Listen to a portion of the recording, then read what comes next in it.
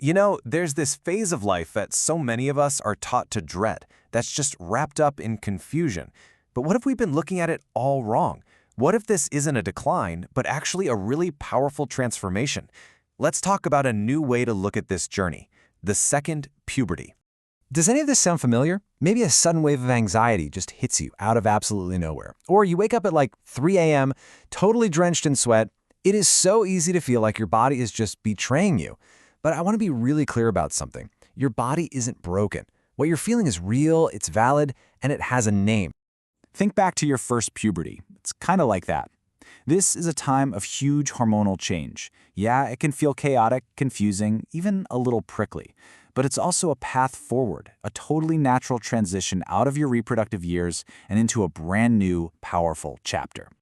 So welcome to your second puberty, and the very first thing you need to know might actually surprise you. This whole journey often starts way earlier than most of us were ever told.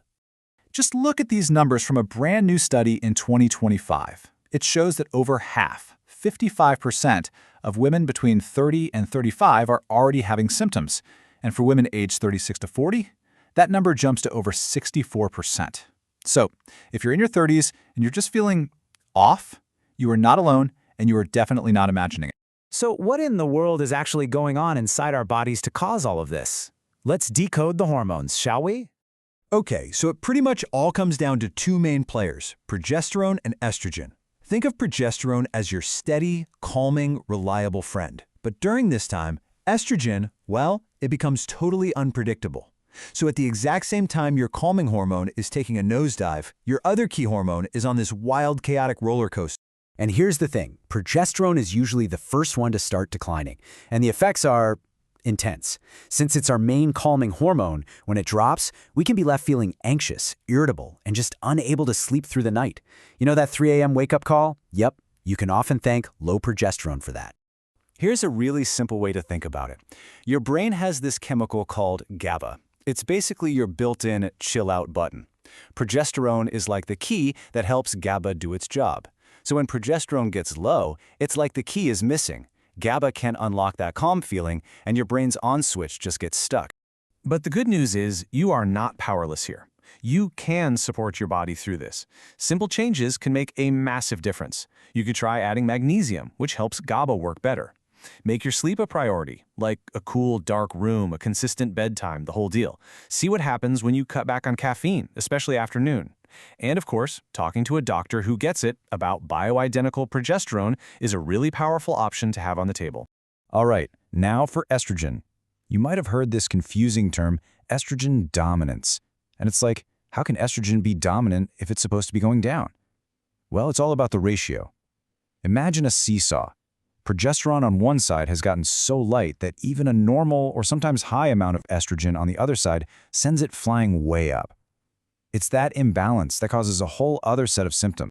And that imbalance can feel awful. It can show up as crazy heavy periods, really bad PMS and mood swings, super sore breasts, and that stubborn weight that just seems to collect right around your middle. Oh, and that frustrating brain fog where you just can't find the right word, that's a classic sign too. Okay, so these hormonal shifts don't just mess with your mood and your cycle. They are fundamentally changing the rules for how your body works, especially when it comes to your metabolism and your lifestyle. Here is a critical new rule: muscle mass. Starting as early as age 30, we begin to lose it, somewhere between 3 to 8% every single decade. And this is happening in the background, often way before we even notice it. And then, after 50, that rate actually speeds up. We start losing 5 to 10% of our muscle per decade. Now, why does this matter so much right now? Well, because your muscle is literally the engine of your metabolism. So here's the crucial takeaway from the research. That metabolic slowdown so many of us experience, it's not really about age, it's about muscle loss. If you make strength training a priority to keep and build muscle, you are directly protecting your metabolism. Think of it as your armor. And here's another new rule that many of us learn the hard way. Your relationship with alcohol might need a serious rethink. As your hormones change, your liver just doesn't process alcohol as well, and your body is less hydrated overall. The result? That one glass of wine that used to be fine can now lead to a 2-day hangover and make other symptoms, like hot flashes, way worse. Okay, we have to talk about hormone replacement therapy, or HRT.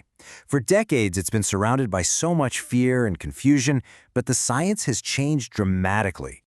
This timeline really tells the whole story. Back in 2002, this huge study came out, the WHI, and it just sparked a massive panic about the risks of HRT. An entire generation of women and their doctors became terrified of it. But now, after more than 20 years of new research, our understanding has completely shifted. In 2025, the FDA even removed its most serious warnings for a lot of women. So what changed? This is the most important part. The old study used a synthetic hormone called progestin. We now know that was the main source of the increased risk. Modern HRT uses bioidentical progesterone, which is molecularly identical to what your own body makes. It's just not the same drug, and it does not carry the same risks. It's a critical difference. I know this is a ton of information, so let's just pull it all together into a clear, totally manageable action plan to help you feel like you are in the driver's seat on this journey. So what are your next steps? First, start tracking your symptoms. Seriously, for 2 or 3 months. That data is your most powerful tool. Use it to find a doctor who actually knows about modern perimenopause care. Next, commit to strength training, 2 to 3 times a week to protect that vital metabolism. Take an honest look at your relationship with alcohol. And finally, be your own advocate. Ask for the test to get the full picture of your health. Hormones, vitamin D, thyroid, iron, the works.